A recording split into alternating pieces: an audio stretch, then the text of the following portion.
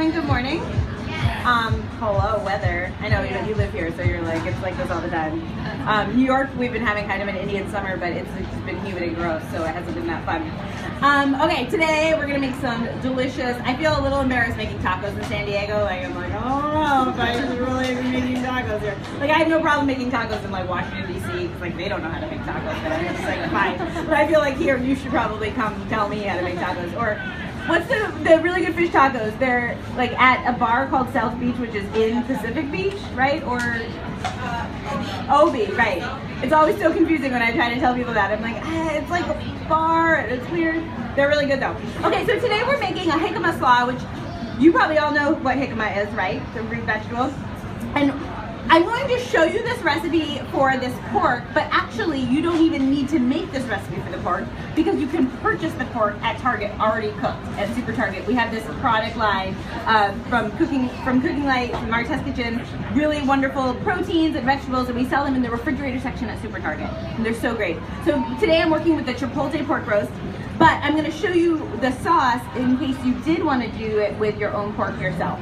So I just have a pan going over some heat. Yes, we have heat. And I have onion, garlic, tomato paste, and brown sugar, which is like a great base for almost anything. I like to work with heat-proof spatula. When you're using non-stick, you guys know that you need to use wood or silicone, right? Yes, you're not using metal in your non-stick pans. Stop it if you are, because there are, there's interesting chemicals in non-stick that you don't want to be scraping into your food. So please use your correct tools. Okay, we're just gonna put a little bit of oil. Now, you can use whatever oil you want. I'm just using olive oil. And we have our onions. I'll show you real quick, actually. Let's chop an onion. All of you, how many of you feel like you're comfortable with your knife skills? Some of you? Okay.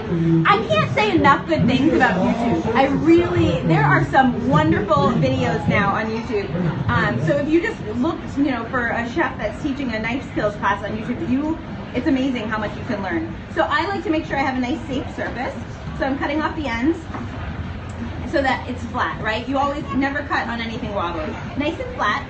And for a nice dice, I go down almost to the other end, but not quite. See how it's like still attached?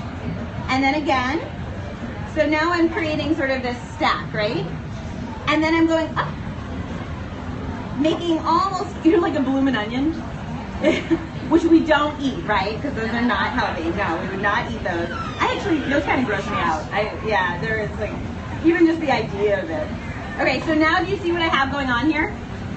All these, that's great, right? Can you do that, you think? Okay, so now keep the point of your knife down on the board and we just cut with the base.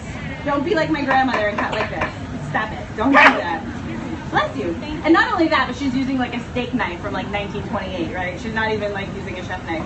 So cut, rocking motion, use your elbow, keep those fingers out of the way, and look at that beautiful onion. You can do that, right? I know you can all do that. All right, let me get these out of the way. Can you smell this? Let's add the garlic. So I think a lot of people accidentally put their garlic and their onion in their pan at the same time. Please don't do that. Garlic has it cooks much faster than onion, and you don't want your garlic to burn, right? What a waste. Because then it's like stinky and crispy and not good. So let me get this out of the way. Does anybody make tacos at home? Yeah? It's such a great, if you have eaters, if you have a family in the house with varying degrees of pickiness, which I happen to have in my house, I like to make tacos and other meals that I can sort of like deconstruct and serve everything in bowls so that you can build your own, right? Like my husband doesn't eat cheese and tomatoes. Don't ask. So when we do tacos, I just keep that stuff separate. All right, so garlic into the pan. And now tomato paste is like a great secret ingredient. Does anybody cook with tomato paste? So if you're buying it in the can, it's annoying, right? Because you never use the whole can, and you can't put the can in the fridge because the acid will ruin the can, blah, blah, blah. The tubes are amazing. So you can find the tubes like in the Italian section. So buy tomato paste in the tube. The other thing is, if I do buy it in a can, you know what I do? I put it in a Rubbermaid container and I freeze it. And then when I need it, I just lob off with my knife. I just lob off a section. Okay, so we've got tomato paste, we've got garlic. We're gonna add some chicken stock. Let me. That's when you know it's good, right? You can hear that plane. Kidding. You can hear the chicken stock hitting the pan. And some orange juice. and a little bit of honey. So this basically is, this is the sauce that's on here, but plus chipotles. I knew that was gonna happen. I always check. Okay, so this is a beautiful sauce, and I hope you make this sauce. Now I'm gonna go on and I'm going to make a jicama slaw. So do you guys make jicama slaw? Sometimes. It adds such a nice crunch. And you know, plan your meals around your vegetables. Instead of planning around your meat, plan around your vegetables. Please do this. Everybody in your family will eat more vegetables. Vegetables are so low in calories, high in fiber, and all the vitamins you need. Oh my God, I could like drink this. It smells so, so great. Okay, so let's make our slaw. So of course there's some like kitchen magic.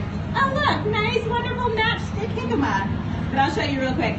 So it's a little tricky, but just, you know, you just kind of have to go at it. And sometimes jicama can be pretty fibrous. So what I do is I actually give it 2 swipes of the peeler. You know what I mean? I have to do that with sweet potatoes too. Do you guys find that? Yeah, sometimes it like still has another fibrous layer. So just go around, just kind of work it. It is what it is. It just has to happen. And you can do this ahead of time. But if you're going to put it in the fridge, I would drizzle it with a little lime juice so that it doesn't oxidize and turn brown. You know, like apples really turn brown after you cut them. So you can just put it in a bowl of water with a little bit of added lemon or lime juice, and it will stay nice and white, and you won't have that oxidation. Okay, because, you know, the reason why lime and lemon juice works is because of the vitamin C. Vitamin C is one of our most powerful natural antioxidants, and it's antioxidizing, so it's keeping it from turning brown, which is funny because also in your body, antioxidants do amazing things, right? They help fight free radicals. Okay, so these are matchstick. That's just a matchstick cut, nice and easy. And now the carrot you can buy already shredded, which is great, right? Has anyone gotten one of those spiralizers? I keep meaning to buy one. I'm not a big gadget person, but if they look so fun, and they're like $14. I just need to get one. I just need to bite the bullet and do it. Okay, so we've got carrot, we've got jicama. And now, this recipe doesn't call for lime zest, but it calls for lime juice. But I know in California limes are probably cheap. They're expensive in New York, and I don't like to waste anything. So I'm going to use the zest as well. And this is a microplane. Do you guys have a microplane? Definitely get one. They're like, you know, TJ Maxx or Marshalls or whatever, $10. It's really worth it. You can make such fine, beautiful gratings of cheese or any sort of zest. All right, so you just gotta go back with the back of your finger and get that.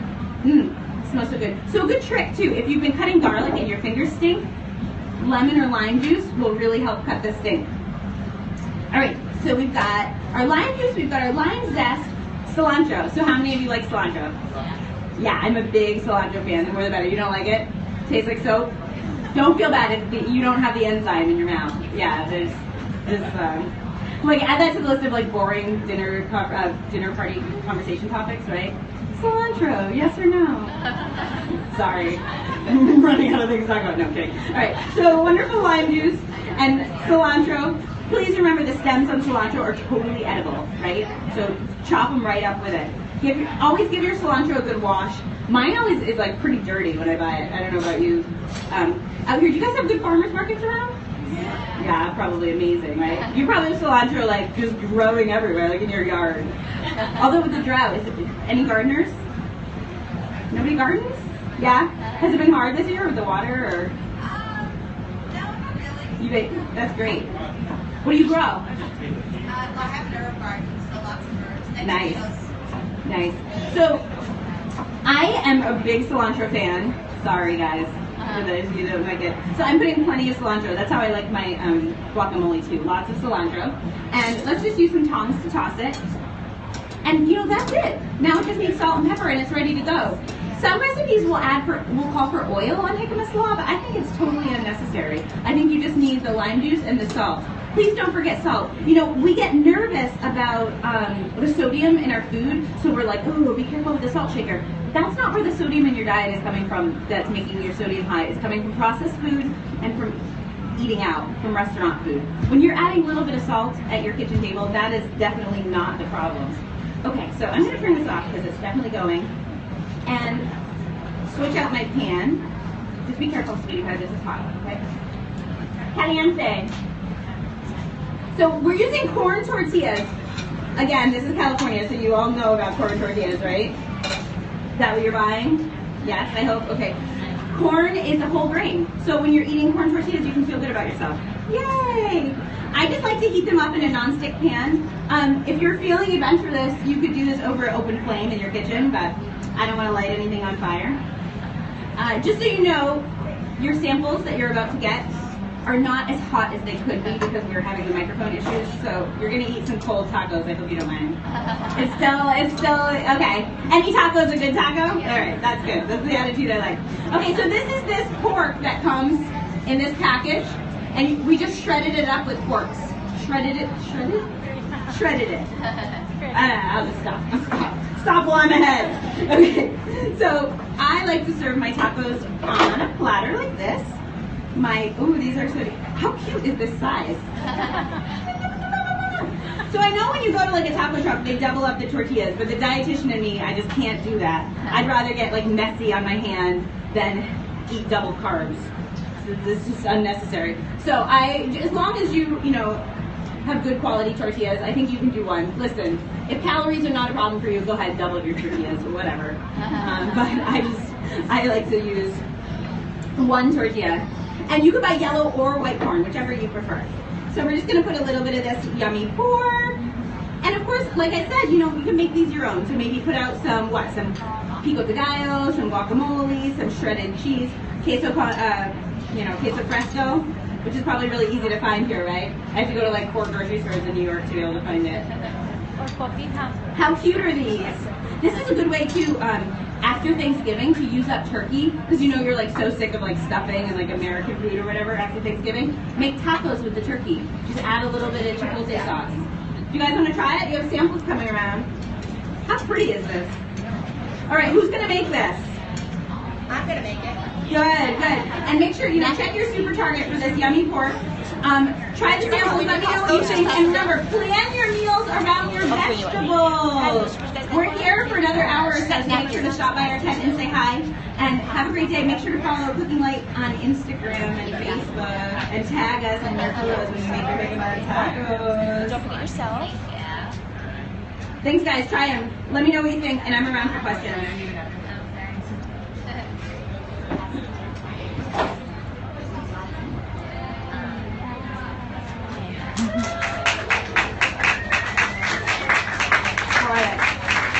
Yummy. All right, I want to get in on this.